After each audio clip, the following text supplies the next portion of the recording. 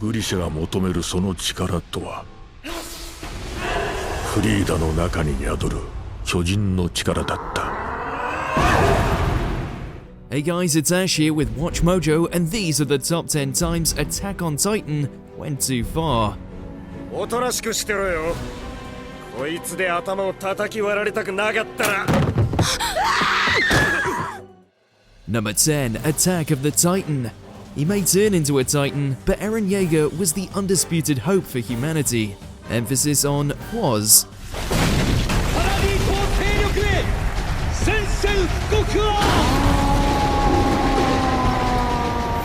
The introduction of Mali and the battles that took place there severely muddied Eren's noble quest for vengeance. Sure, he still fought for what he believed in, but it's a lot harder to justify the bloodshed when it's from innocent civilians.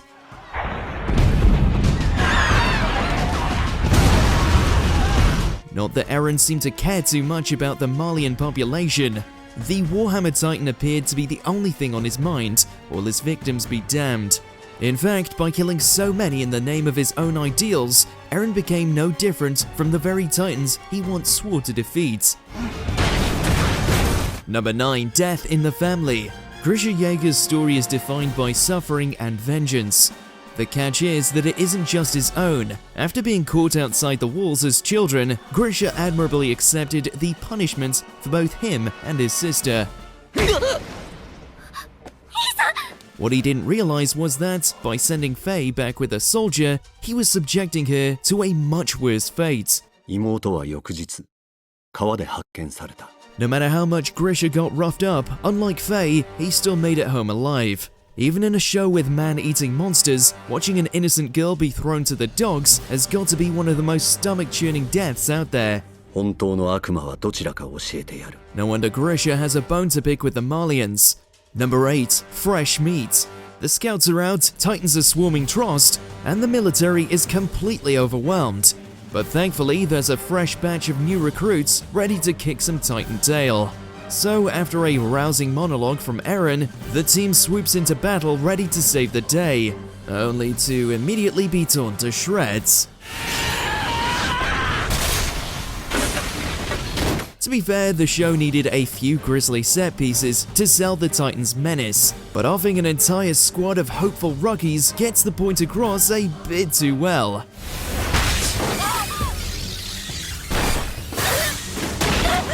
Especially considering this massacre comes just a few episodes into the first season. The insane death tally can feel a bit too much.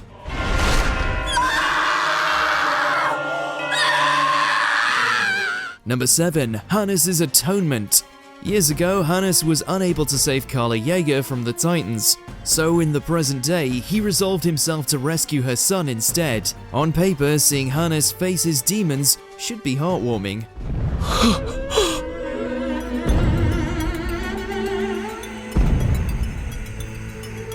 But it's hard to think of it that way when it comes in the form of such a bloody demise.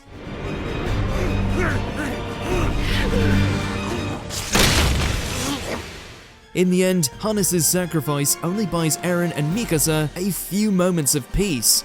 And worst of all, Eren spends all that time trying and failing to activate his Titan powers.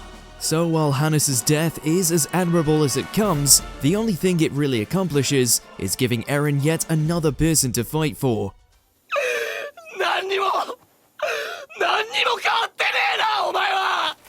Number 6, Childhood Nightmare. At a very young age, Mikasa learned the scariest villains of all aren't the Titans. It's the people who look just like her. おとなしくしてろよ。こいつで頭を叩き割られたくなかったら。 So after seeing her slice and dice monsters as a teenager, it's deeply tragic to realize Mikasa was a meek, normal child growing up. But with both her and Eren's lives in the balance, she had no choice but to pick up a knife. The direction and voice acting completely sell the weight of this choice, and most importantly, how integral it is to Mikasa's character. After all, it's only because she fought for herself back then that she can do the same now. That doesn't make it any less brutal though.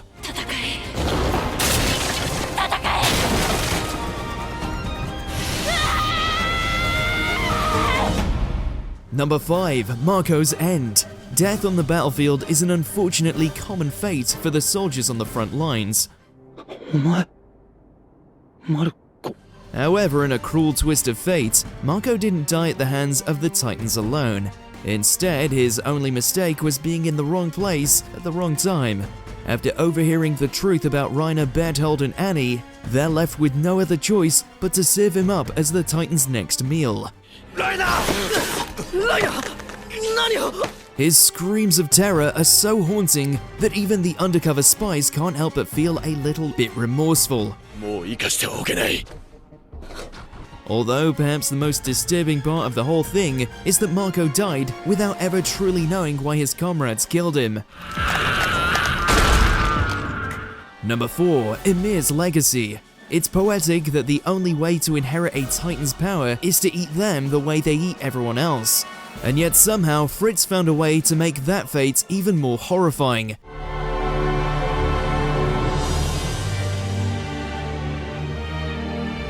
When the original Ymir gave up her life to save him, the king decided their children should carry on the legacy and her powers.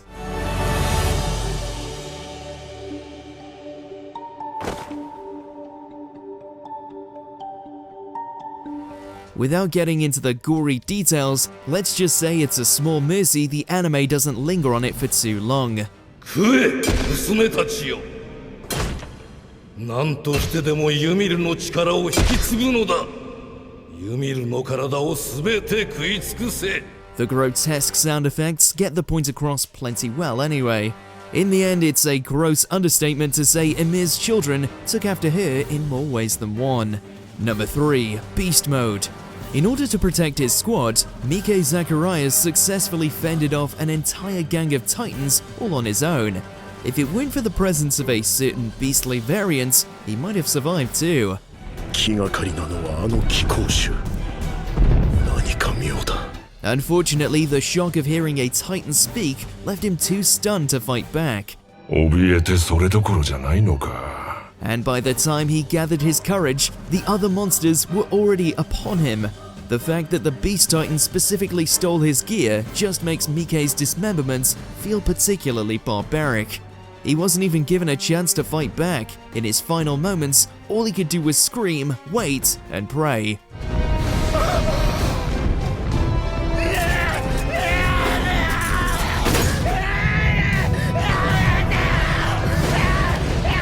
Number 2. Shot to the Heart. Attack on Titan isn't shy about killing off characters, but even compared to the mountain of bodies that came before, none of them hit quite as deep as Sasha's abrupt end.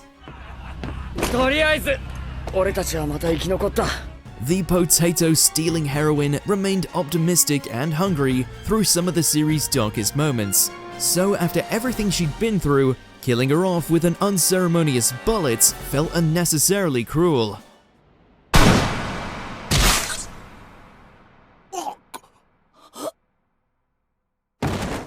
Sasha deserved to go out fighting, or at the very least gotten to stuff her face full in a last meal. But since her final words were about meat, there's solace in the fact that Sasha was still Sasha until the very end.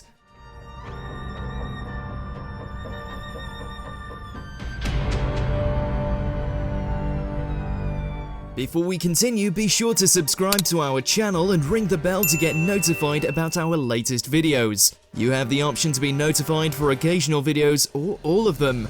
If you're on your phone, make sure to go into your settings and switch on notifications. Number 1. End of the Rice family tree. 私は壁の外から来たエルディア人あなた方と同じユミルの民です The only crime Frida Rice and her siblings committed was being born into the wrong family. Sadly, in Grisha's eyes, their very existence is punishable by death. So, playing judge, jury, and executioner, he personally enforced their sentence. 目的はレイスケが持つある力を奪うこと No matter Grisha's motive, his appalling lack of mercy to even women and children make it impossible to ever view him or Attack on Titan the same. 14歳のディルクと12歳のエーベルを叩き潰し10歳のフロリアンを抱えた妻ごと踏みつけ最後は長男のウルクリンを握りつぶした If anything, this bloodbath only brings up some serious concerns about Grisha's ideals. Like if this is the cost of his new world, how is it any better than the one they're currently in? The saddest part of all is that this could have all been avoided if not for Eren pushing his father to committing the act. 忘れたのか何をしにここに来たのか Did you enjoy this video? Check out these other clips from WatchMojo and be sure to subscribe and ring the bell to be notified about our latest videos.